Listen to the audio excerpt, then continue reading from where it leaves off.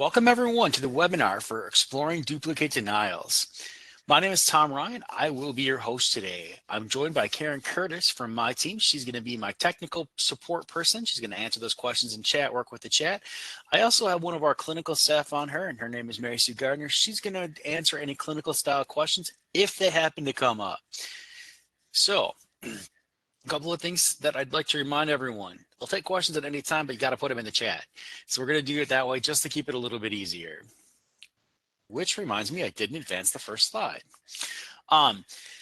We are going to allow you to download the presentation from our website. That is our training center, and it is in our live events page. Now, the reason that our slide text takes you to the training center versus anywhere else is that in the future, if you need a copy, you can go to the Encore presentation page. That will then contain the recording of this. It has a player that works with that, but also for 60 to 90 days following, it will give you the presentation available. That will be removed, and then we will maintain the Encore on our YouTube playlist or our YouTube channel, and you can listen to that until the information is no longer relevant or until we need to redo it for data, for numbers, that type of thing. All right, you can send questions again in the chat. We'll answer those as we go through. I will try to get through all the pre-submitted questions and things like that. And then last, you will be given a survey at the end of this event. The survey is for you to grade the event, but also to grade WPS as an overall. So with the event, tell me what I did well, tell me what I could improve on. Also tell me if you like the PowerPoint or the information that I gave you. This will then help gauge future education. You will also be given the opportunity to incorporate topics you would like us to see. So please take the chance to do that at the end. A couple of things I just want to remind everyone. This material is current. As of this morning, I checked everything should be good. Here's the thing, Medicare changes often. So because of the changes, if a change occurs, the provider or their representative is responsible for knowing the information. It is available on the CMS website. That is considered the most current information. Otherwise, I'm only going to be able to answer the questions based on the information that you gave me. I put that in there, and we do started putting this in on a regular basis because sometimes we don't have enough information to answer the questions, but other times the information we have will lead to multiple answers, and sometimes we need clarification. So we'll do my best to do that. As I said, we are recording this presentation, so you should not need to. CMS does not allow us to actually have you record the presentation because we can't know if you're going to use it for profit-making purposes. So we will post an Encore for you. That will be the same material and get you through all of those different pieces of information. Let's move on. Let's talk a little bit about what we're going to do today, or what this webinar is about.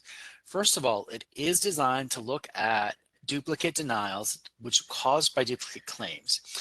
The reason that we did this is that this is still one of our top denial reasons. So as it continues to happen, we need to make sure that we actually address this on a regular basis. So we're going to look at the Medicare claims process, which actually creates them. Where do they come from? That came from a couple of questions that we did have from you. Then we're going to talk about a little bit of data on the duplicate claims themselves, and then we're going to do some tips to avoid and fix the duplicates. Most of your questions will be addressed in the last section. That was the area where you guys had more questions, but I did want to give you a little bit of information to address a few other concerns. As I said, the first question we actually had is what creates them? Within Medicare, why do you do this? So let's start with why do you do this? The first thing you have to know is that CMS requires MACs, Medicare Administrative Contractors, such as WPS, to detect claims and to prevent claims that are duplicates. Now, it's not just about a claim. They also want to look at a service or a line item. So depending on how you bill, it may be a full claim or it may be a line item. This is actually in the Medicare Claims Processing Manual. It's on the CMS website. It is in Chapter 1, the General Billing Requirements, and it is in Section 120. Now, that is called Detection of Duplicate Claims. So in our day-to-day operating instructions that we have to follow, and so do the providers, CMS tells the MAC that we have to do this. So that's why we created these claim flows and we created the workflows that we're going to talk through today and the data where it comes from. So hopefully all of that does make sense. If you want me to show you more information or show you actually where that's located, put that in the chat and we'll get to that during the question and answer section. I was asked more about the claim flow and how or when the duplicate can actually come into play. So I wanted to build this slide to help you understand where we determine a duplicate at versus other type items. So first, if a claim is submitted, that means that you can either send it in paper or electronically. If it's sent in paper, it is entered into the system and will enter into validity edits. It does not go through pre-pass edits. Pre-pass edits are designed for electronic claims. So these would both be the 837I and the 837P. So it doesn't matter if it's facility or professional. They each have their own set of edits. What they do is try to avoid the validity edits. They try to make it so we don't have to stop at the validity edits and get something fixed. So the pre-pass edits are only for electronic claims and are used to avoid some of the validity edits. So let's move on to the validity edits. We were asked what a validity edit is or what came with that. And the answer for that question is things like the Medicare number, the patient's Medicare number, the provider's Medicare number, the names. Does everything match? That's a validity edit. We don't go on to medical necessity. We don't move forward if nothing matches, if we can't make it work correctly.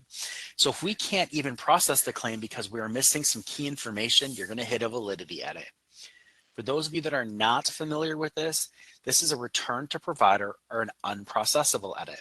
Return to provider or RTP is a UB04 or 837I reference, and that means that you have to fix it and put it back to the system. Unprocessable is a CMS 1500 or 837P, and this means that you must send in a new claim after correcting the error. So each claim system has a completely different function. And that means that I just mentioned a key thing that one person did ask about, so I might as well stop right here. Each claim system, Medicare has two claim systems.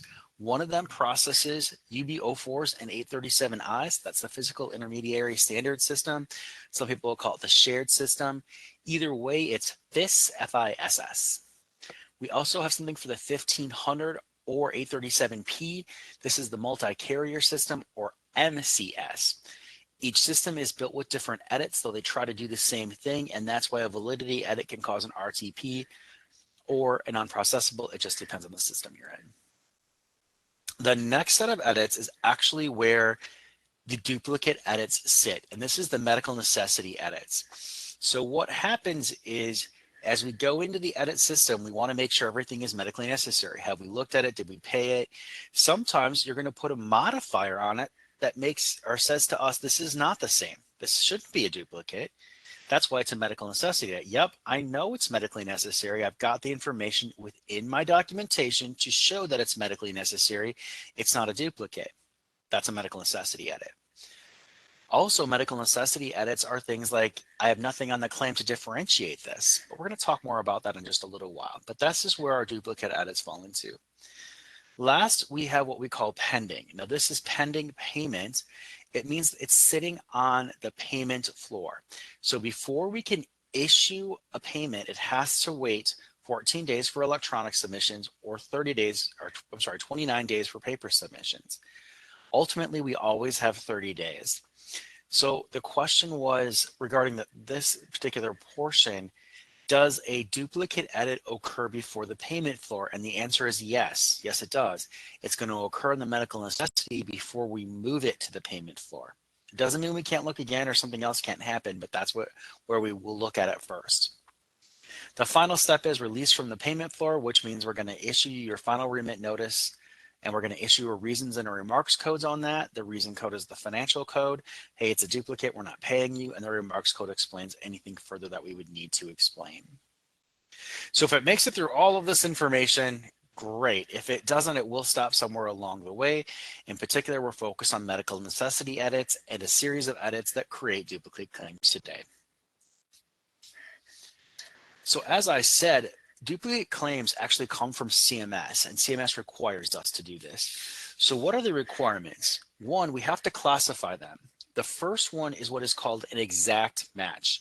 So this matches the provider, the patient, the data service, and the same codes. It is your diagnosis procedure modifier codes. It doesn't always match a red then new code, and keep that in mind. Now it will if you have the exact same revenue code on a Part A claim that is a 837I or UB04, yes, then we want to look at that. And the reason that that revenue code would be worked into that is if it's a different revenue code, it can actually come from a different department of a facility, which can cause claims to be a close match, but not an exact match. Okay, so we're going to look at that. So what is a close match? Well, we still have to have the same provider. If it's two completely different providers, it should never duplicate. Now remember, the question that came in with the same provider is for Medicare, what is classified as the same provider? This person bills on a CMS 1500 claim form or an 837P. So my guess is what you're asking me is a professional service. What does Medicare consider the same provider? My answer to you is the same group practice and the same specialty is actually the same provider there. So that's when we look at either one of those, that's what we're looking for. Still does have to be for the same patient. It still does have to be for the same date of service. Now, the close match is where we fall into a close or similar diagnosis or a close or similar procedure code. So a group of them could fall under that. Did they have 3 E&Ms, one at a higher level than the other one, and then one at a completely different type of service? So one at a facility or an outpatient hospital.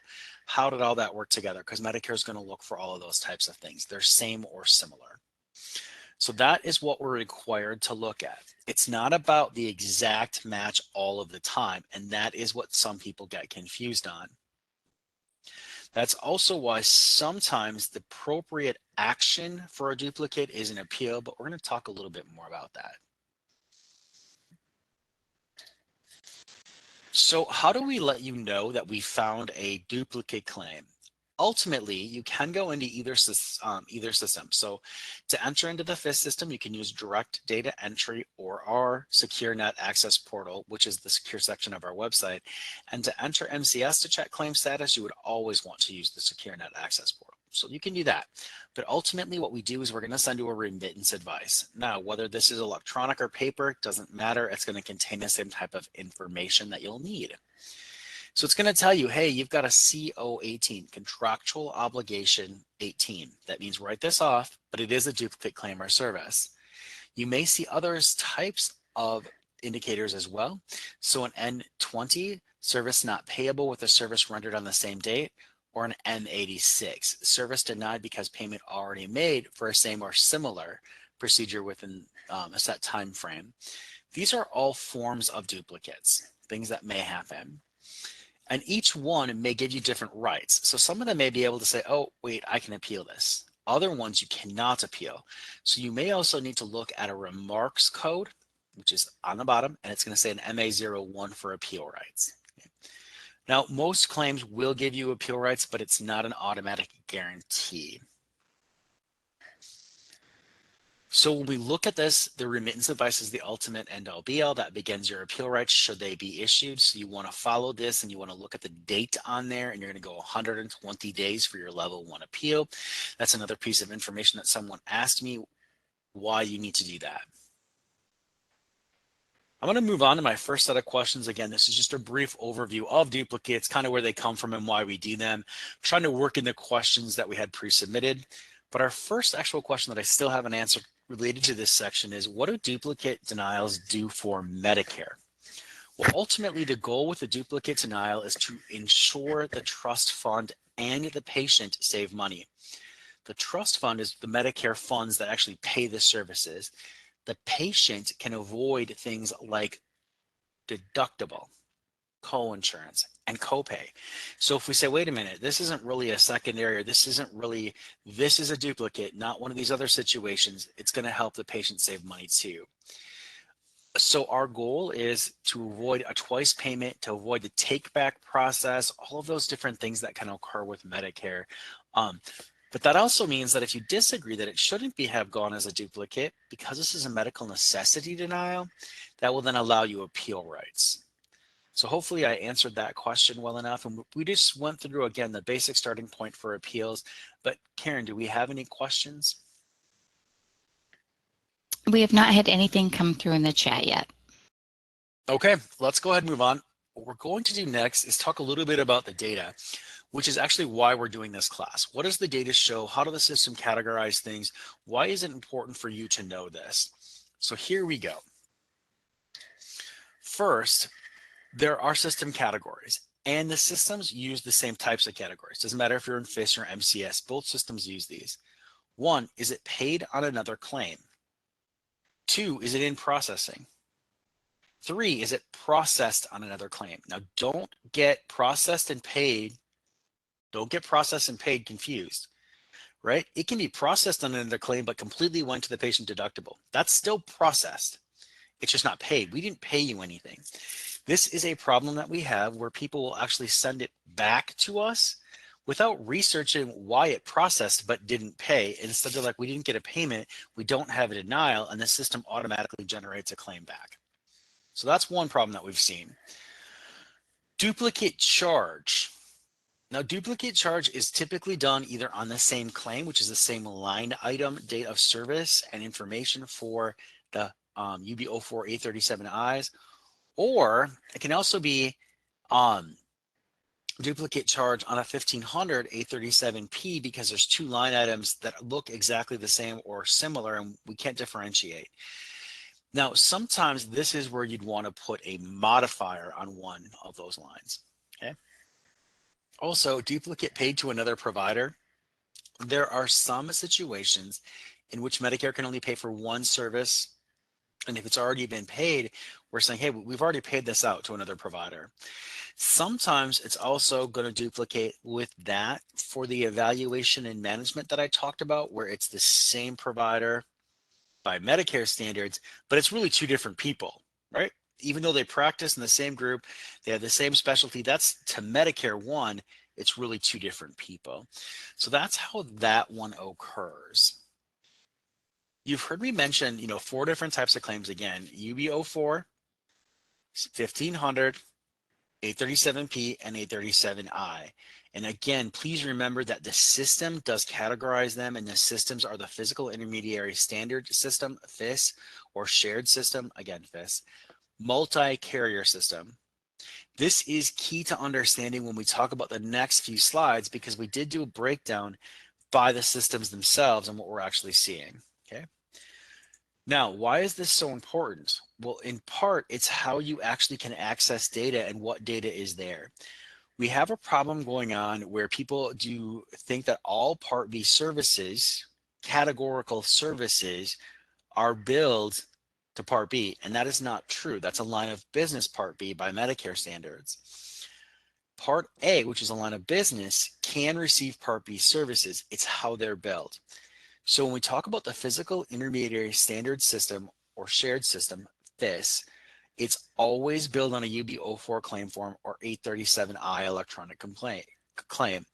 This contains 2 benefit categories or services under 2 benefit categories, and that is the Part A and B. That's all the benefit categories Medicare has, either Part A or Part B, but it does contain claims for both. When we talk about correcting a claim in FIS, we're talking about entering DDE and actually putting the claim back through the system by entering corrections. This is not the same as the next system, because the next system is the multi-carrier system, the MCS system. So when we talk about that, we'll go on for just a second. What I want to remind you of is that in FIS, so when we just looked at the Part A claims on the UB04 or 837I, and I did the full data, we had about 430,000 processed claims, and of those, they had claim lines denying at 11,000. This doesn't seem like a lot until you look at the total overall picture and you realize, okay, the 430 incorporates Part A institutional claims. Not a lot of those deny, just FYI, not a lot of those deny duplicate. The institution knows the patient's there, they're not doing that type of thing. So when you remove all those institutional claims, it definitely changes the picture of the data for FIS. When you remove all those inpatient claims. The other system is the multi-carrier system. And this is where I think some people got a little bit confused, because we kept saying Part B, Part B. Part B refers to a service, not a system. The system here is the multi-carrier system. It does process Part B services only, where FIS processes both Part A and B services. The multi-carrier system claims come in on a 1500 claim form or 837P. That's it. So tell me which system it's coming from because it sometimes affects how we do it. When you have a corrected claim in the Part B system, you have one option for that, and that is to go into the clerical error reopening function on our portal and correct it. Remember I said in DDE, you can actually go in and correct the claim and you can actually put it back to the system. On DDE, you could, or I'm sorry, on the FIS system, you could also use a clerical error reopening. It's just a lot less likely because if you can access the claim system and fix it right there and send it back through, you don't have to wait. Where for a clerical error reopening, you may have to, which is why our portal was developed with this feature. Hopefully it speeds it all up for you. But remember, each system has its own set of edits, and why it duplicates and what causes those can cause different things to happen, which is why we also wind up with a little bit of different data. So when we look at this and you're talking about MCS, the basic things you need to remember. One, there are in that time frame, so November 1st, 2004 to January 31st, 2005, there were 3,618,218 claims. Okay, so that's how many claims came in, and on those claims, they contained almost 3 million duplicate lines. Now, keep in mind, they do look at things differently. FIS doesn't always look at lines on an individual inpatient claim. That's just a claim header. Whereas in MCS, we always look at the line. So again, they process differently. So that's why some of the information is the way that it is, okay? But let's break that down a bit further. Oops. When you look at the claim lines, paid on another claim, which means we've already paid it, it's not like you're going to get an additional payment, is 234,554 claims. Now, not as many lines when we did it this way, because what happens is we leave it all consolidated as a claim because we're looking at it on another claim basis. So it does look a little different. And I know the data does come off a little differently. But so if it's paid on another claim, that means that someone isn't doing the research to figure out exactly where it's paid for. Or it shouldn't have been submitted a second time in that manner. It could have been maybe needed a modifier or could have been a variety of other things, and we'll talk more about those. It's processed on a claim. We talked about this one, and that's where it's not paid on the claim, but it is processed. It could have went to deductible or something else. It's in processing. This one is much more common in the MCS system. Because in FIS, you'd enter DDE and you'd update the claim correctly right within that system. But in MCS, you don't have that opportunity. You recognize you made a claim error, so you send in a new claim, and the other one still hasn't completed processing. That does nothing for you except create a duplicate. Then you do have duplicate paid to another provider at 85,000, duplicate already submitted, 60,587, and duplicate charge on the claim itself, which means that it's a couple of different lines on a single claim. This one is an MCS denial only, okay, MCS only. When we look at that one, what we're really looking for is why is it different? Why did I need to do that? And should you append a modifier with it? Now, not everything obviously can have a modifier, but that's what creates duplicate charge on the same claim. So, all right, we brushed through some of that data pretty quickly. The next part is where you're really going to find interesting, but I do want to stop and just go over a couple of questions and see if you guys have any questions. So, our labs are denying for duplicates on a panel. Why does this happen? Let me explain this. So I'm going to assume that you're running two different tests. And when you're saying duplicate on a panel, it's not the exact same. It's not the exact same panel. Otherwise, that would be an exact match. On the other hand, you do have something that we can deny a lab for. And what it is, it says you've already run the panel. Why are you running a component of the panel when you already did the panel? You've got the test results for this. Why are you running it again? This is where we're looking for some more information on why it's medically necessary to pay the second one. So it's not medically necessary just because someone orders it. We get that all the time. Well, this doctor just ordered it. You already have the test results. What makes it medically necessary? What are you looking for that was different? So that type of a lab denial is common when you talk about a panel that has more than one. I'm hopefully answering the question that you had again, just because you just talked about denial panel duplicate. I don't have any of that. This one was another question that was interesting to me because they said our claims are denying based on the IOM. What can we do? Now, the IOM is the internet only manual. And within the IOM, there are instructions for our day-to-day operating instructions. There are times when those instructions tell us this will deny as a duplicate. When you read those instructions, if it does not say this is an appealable issue and what you're looking for, or this is an appealable issue, that means it's not appealable. CMS has established that this will automatically deny as a duplicate. There's no way to avoid it if you bill it. So keep that in mind. And I want to reference that back to the person. I'm not sure what IOM reference they're going with or anything like that. There is more than one in there, but just so you know, there are times when that is a CMS choice.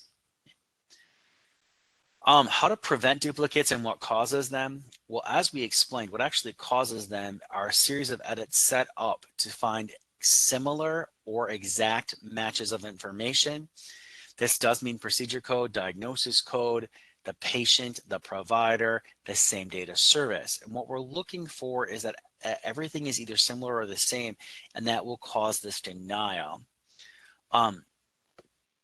To prevent them, it really is important that one, you look at, is it truly supposed to happen? In other words, could you have put a modifier on there? That's a big question. Is there another way to indicate something? Or is it something that's built as a fraud and abuse prevention? Those types of edits are things that are appealable to say, hey, I do have the proof that this was a second one. Is there no way to explain it at all? So therefore, the actual preventive duplicate edit doesn't exist. You're going to get the duplicate, but in order to do anything with it, now we have to do an appeal. So really it's going back and establishing the type of edit that you know or have questions on. And it's okay to call and say, hey, my claim duplicated for, I don't understand why it's duplicating. I don't have anything else in the system, or my claim duplicated for, this doesn't, that's fine. You're already telling customer service, I know it's a duplicate edit. I'm not calling you for claim status. I got the status, but I don't understand what's going on. And that's your key there. Okay. So when we really look at how to prevent duplicates, it's really based in what's going on with that individual claim. All right, I'm going to stop again and see if we have any questions before we move on to tips, because this is our big section. Tom, we did have a question come in. How do we know which system we are using? For example, MCS or a different one? That's a great question. And again, step back, look at the claim form that you're submitting. If you are submitting, and I say claim form very loosely because electronic transaction also fits into a claim form. By the way, it's a claim. So if you're submitting and you are a professional biller, odds are you're submitting a 1500 or an 837P. Now, if you're not sure, you should ask your software, what does this translate to, right? Also, if you look at key items, and I'm going to give you a couple of them, if you're submitting an 837I, you're going to find a revenue code and a type of bill. If you're submitting an 837P, you're going to find a place of service. Same thing, 1500 has a place of service, 837I and UB04s have type of bills. Those are going to be some of your key indicators. When you look at the system, it's based on the submission of the claim, which is the claim type. So hopefully I answered that and didn't get too roundabout off of what you needed. But I do want to remind everybody, and I'm going to take a second here before we go on to show this, because we always have questions on this. So when you come to our website, wpsgha.com, people look at this and say, I see part A and part B. So therefore, I must automatically go to. Okay, let me explain this. This is not based on a benefit category. Okay, remember I said a benefit category in part A processing claims, that's the line of business, that's part A. This is a line of business as defined by CMS. So a line of business part A as defined by CMS is the UB04 or the 837I. That will always be one of the two part A sections. I don't care what the benefit category is. In this case, it's not going to help you. That's important when you're looking up articles and information in the tips section. If you go to the 1500 or 837 P, you will always come to the Part B line of business according to CMS. Okay, so that makes a big difference when you're in the next section for tips. Make sure you're in the correct section, because advice given in this Part B section does not apply to UB04 billers or 837I billers, even if it's a Part B service category. These are lines of business which are defined by the way you bill. So that is my first tip for you. All right, so let's talk again, going back to that same basic question and tips. Let's go back to the website for 1 second here. There are two types under this Part A. If you bill in a UB04 or an 837I, okay, either one of those, and you bill and you are in Iowa, Kansas, Missouri, Nebraska, or the nation contract, you come to J5 MAC A. If you are in Iowa, Kansas, Missouri, Nebraska, and you bill on a CMS 1500 claim form or an 837P, you come to J5 MAC Part B. If you bill in Indiana or Michigan on an 837I or UB04, then you're in J8 MAC Part A. And if you bill in Indiana or Michigan, but you bill in a 1500 or 837P, then you bill in Part B. Do not try to say this is an outpatient benefit, therefore it's a part. Nope, stop right there. Tell me how you bill your claim. Write this down. If I bill on a MCS claim, that's what you need. That means 1500, 837Ps. Okay, so please make sure you're in the right section of the website. I just want to make that as clear as possible. Again, tip number one.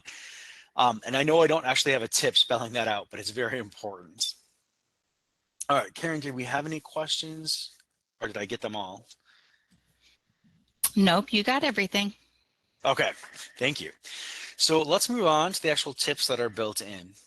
First, one thing that is happening with duplicate claims is people are submitting the same thing over and over again because they haven't been paid. But what they're not realizing is this is causing duplicates because we told you we are not the correct claims processor. So there is Medicare Advantage or Part C Medicare. There is Railroad Medicare. And so the claim comes in and it's like, we told you once that we can't process this. Now you're sending it again. We're going to duplicate it to this one over here because we can't process it anyway.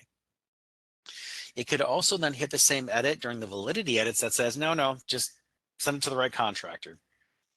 So we do know that happens. One other thing that is interesting during eligibility, and please check this one, do they have both Part A and B? So I've listed both Medicare cards on here. What is the difference when I say both Medicare cards? The difference is we're talking about traditional fee-for-service, which is Medicare Part A and B. Okay. Both Medicare cards references the bottom red sector where it says Railroad Retirement Board on the bottom one, but the top one does not have that. They are both traditional fee-for-service. It's just who makes someone eligible. Anyone eligible under the Railroad Retirement Board must go to Palmetto for processing. They don't come to us. So I just explained on our website all that jurisdiction stuff. Indiana, Michigan, Iowa, Kansas, Missouri, Nebraska. Leave all of that alone. If their Medicare card says Railroad, now you've got a whole nother set to look at, and that's Palmetto GBA. Okay. And are your billing elements correct to match the eligibility file? One of the big ones that will hit us sometimes for duplicate is instead of John L. Smith, which is how their name should be billed according to Medicare, they'll have John Smith, or they'll say Smith John. Now, you ask how that plays into it. Myself, though I'm not Medicare eligible, I do get this from time to time. People will list my name as Ryan. Well, that is my last name. Confusing for a guy whose first name is Tom, but it's spelled with an H. So they automatically assume it's all messed up. It's not. My name is Tom Ryan. So, please make sure that you're aware of that. Also, when you look at eligibility, we will tell you on the remit notice if an element is failing. Now, a failure just simply means it's not matching. It's not coming to WPS because it's not Social Security eligible. It's railroad eligible. Our systems do not do that. They will tell you, like, if you're checking eligibility in general, it will say this patient's eligible for Medicare. And you're like, awesome. There's no indicator that says that within that eligibility checks that they're railroad Medicare. That's why we emphasize the card so much. So when we look at eligibility and we're looking at this, keep submitting the same thing does what for you? Well, actually nothing. We've already told you it's just going to be a duplicate because you keep hitting us again and again for the same thing.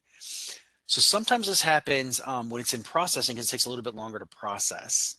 It takes longer than the typical 14 days, so you automatically resubmit. Well, we really have 30 days to process it, and in that causes this duplicate. So that's a little bit about eligibility and how those kind of work together. One of the other ones I would tell everyone is check your status. Stop, go back, look at, is this claim processed but not paid? So if you have a system that is set up to automatically bill out a claim just because you didn't get a payment, that's not correct. That causes duplicates. It causes a lot of them. Here's how that happens.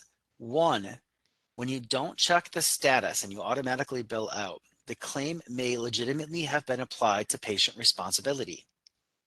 The claim may also be not covered or never covered or non-covered. It all means the same thing. It is a portion that is not a part of the Medicare benefit package. Therefore, the patient is responsible for paying it. So continuing to bill out without checking the status and verifying that, it's not going to happen. Also, has it been 30 days or over since you submitted the claim? Remember, I keep talking about that you do have it at 14 days. Like, we can issue a payment at 14 days for an electronic claim. It does not mean we have to. We do have until 30 days to pay all clean claims.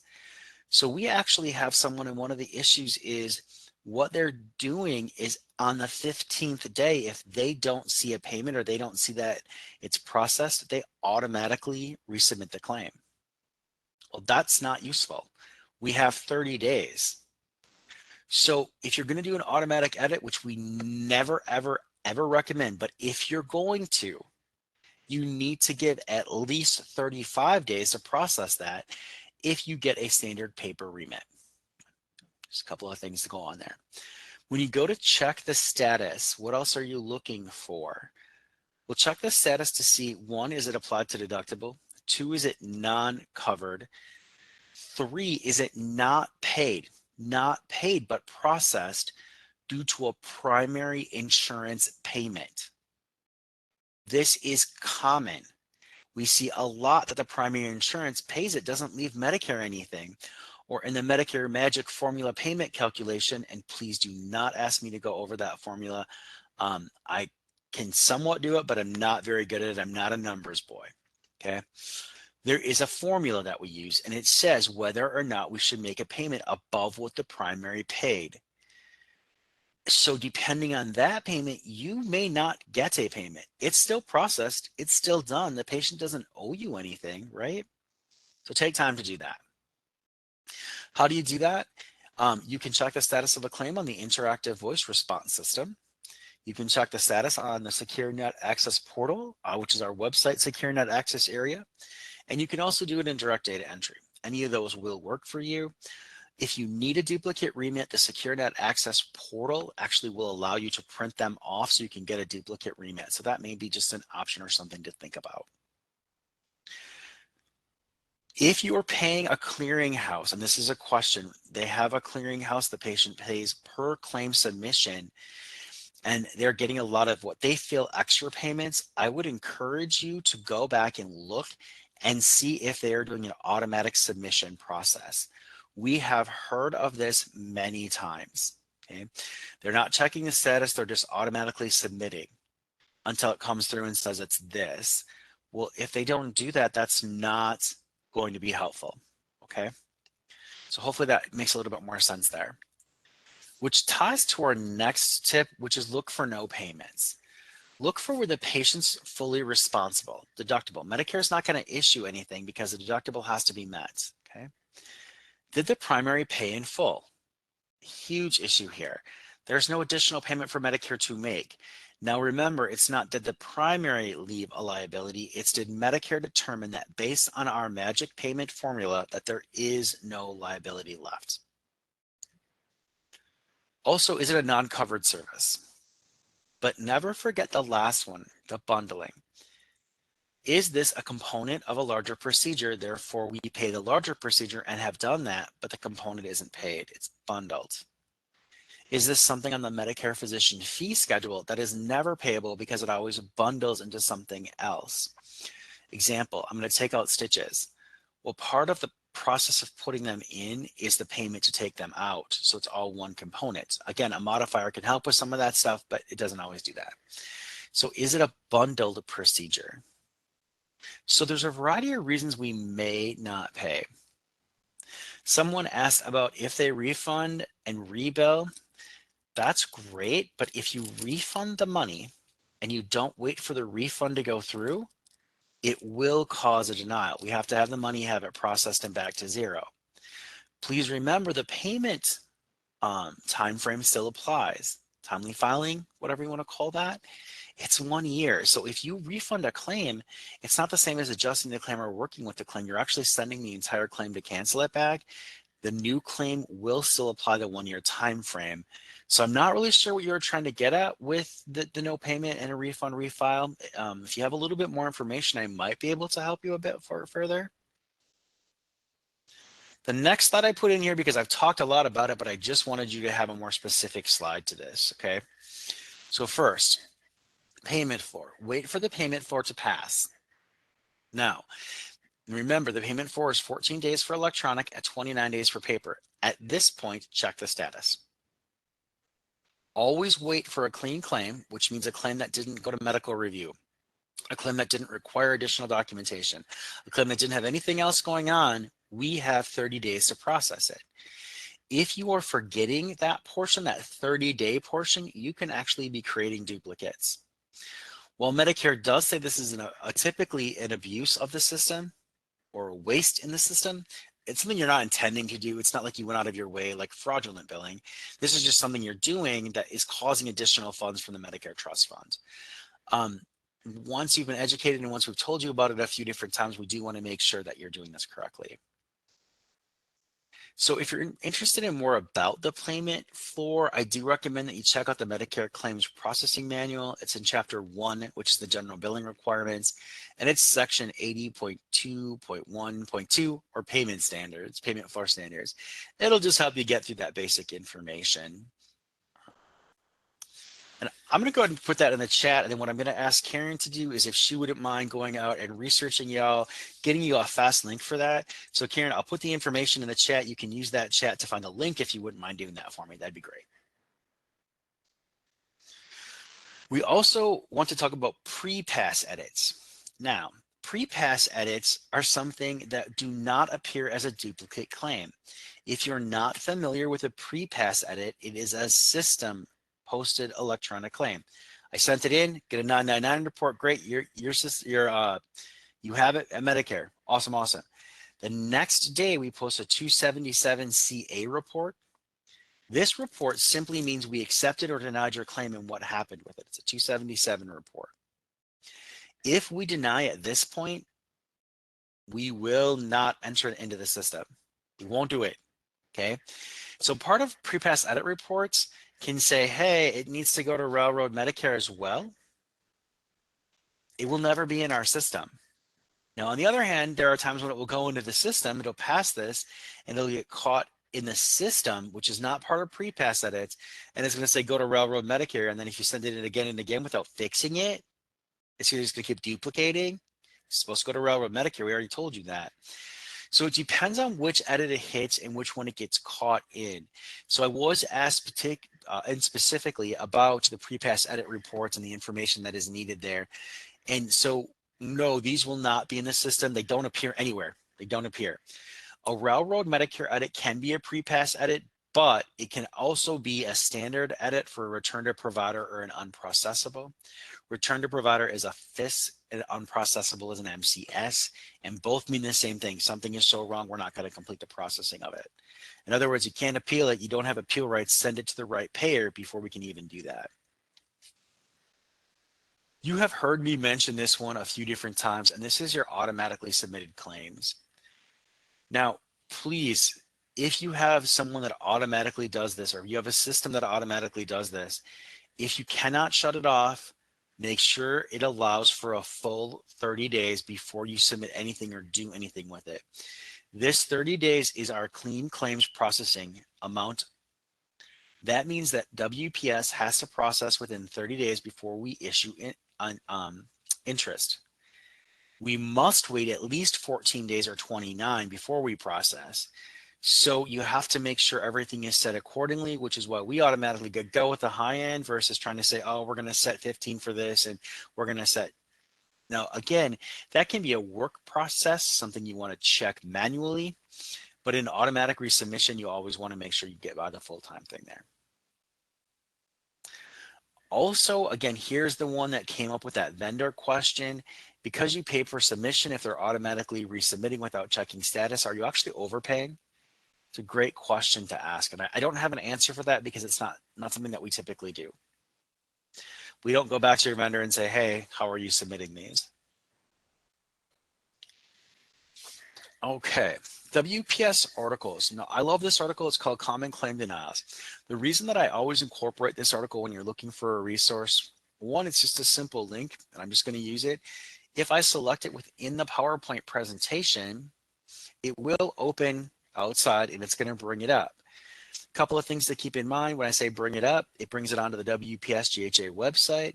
It does bring it in the topic center. The topic center is claims, and then once in claims, you do have to filter for it. So it takes a little bit to get there. But what's important to know about this article? Right here, jurisdictions, which refers to these sections up here. It is applicable to all jurisdictions, therefore it's applicable to all billing systems and claims submitted. This is nice because I don't have to try to figure out that confusing thing about all the stuff that I talked about. Just remember, anything you submit, we're good. Bundling denials, which we just talked about, and then you get down in and you get duplicates, and it will explain the information here for duplicates and information. Okay. So this is important because this is another provider now. We don't typically see the N347 a lot. It doesn't make a lot of edits. Again, if you look at it, it says refer to purchase service cannot be paid because payment was already made. Okay, so what we're looking for is a refer to purchase service. It's not as likely that you're going to hit that simply because we don't see that as often. And then it'll walk you through. What is nice about this is that if you're looking for certain pieces of information, it'll say allow 30 days, use SNAP, which I'm going to talk about in just a moment. Denials for repeat procedures. It's going to give you a couple modifiers to consider, all those different things. Now remember, if you disagree with this decision, you can file appeal to say this is not a duplicate claim. That's what this is, your next step.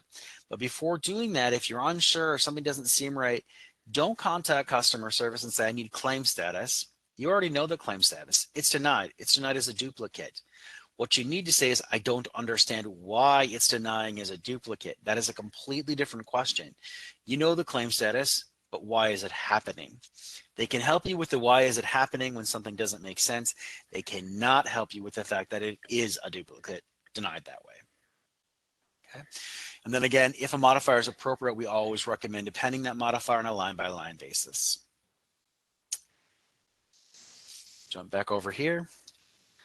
A couple of things that I thought were interesting are just some great resources. One, if you need direct data entry and you're not sure about it, I gave you an overview page, just kind of get started with it. The SNAP information is the user manual, the IVR information, the National Correct Coding Initiative. This is where a lot of bundling comes from, especially in the procedure to procedure edits. The SNF Consolidated Billing is another form of bundling when they are inpatient in a skilled nursing facility or SNF, and they have procedure codes that are billable or not billable to the SNF because the SNF cannot do everything like some of the other ones. And then, of course, we always give you the physician fee schedule in case of a bundle, in case you're interested in any of that.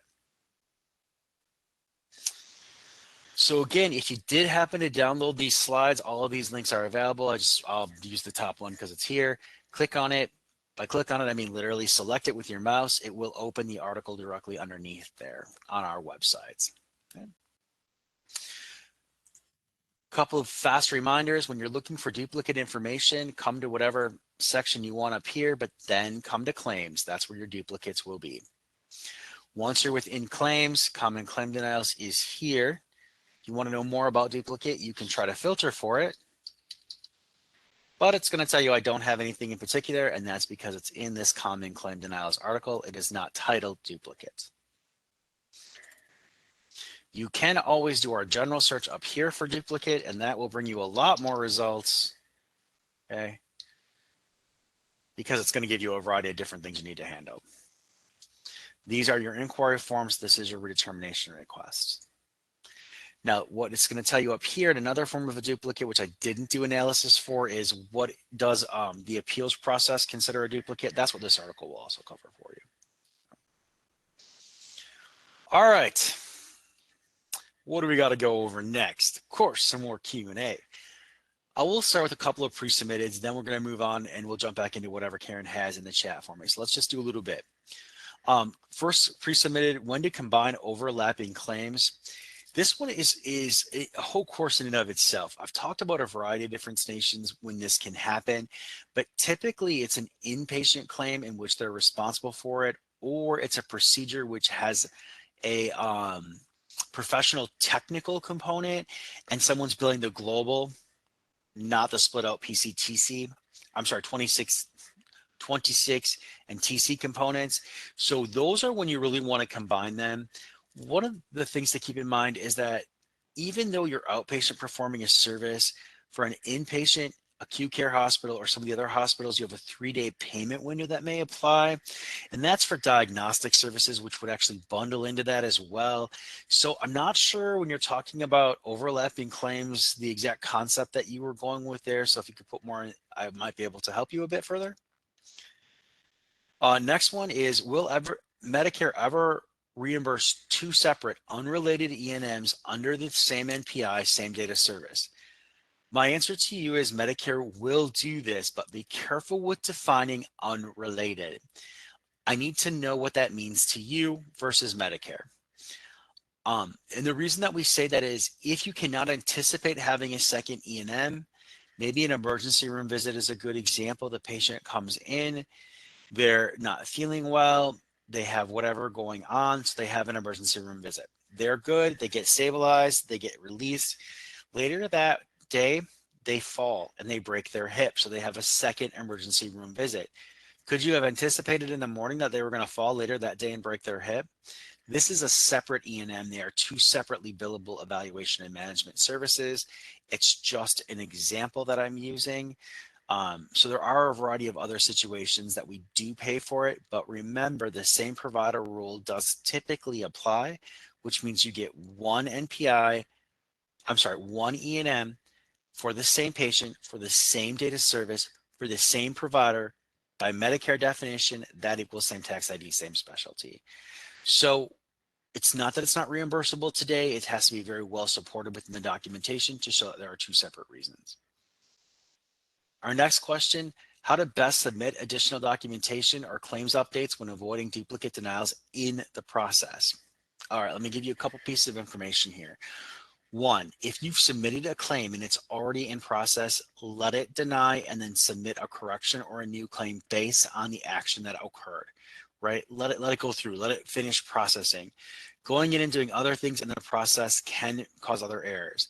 If you're telling me that you're a UB04 or 837I and you're entering DDE and correcting it, you're probably okay, but otherwise don't do that. I also want you to look at something called the PWK or paperwork segment. The best way I know how to find information on this is to simply come to our website and put PWK. Additional ways, by opening that up, you can actually find out information on what is called the PWK segment of an electronic claim. This alerts us that you're going to be sending us paperwork. This will help you. The paperwork you're sending us is the documentation, and it'll explain where and how to use it if you read through the rest of this information. I'm not going to go through all this because it's already here for you, so hopefully that does help you a little bit.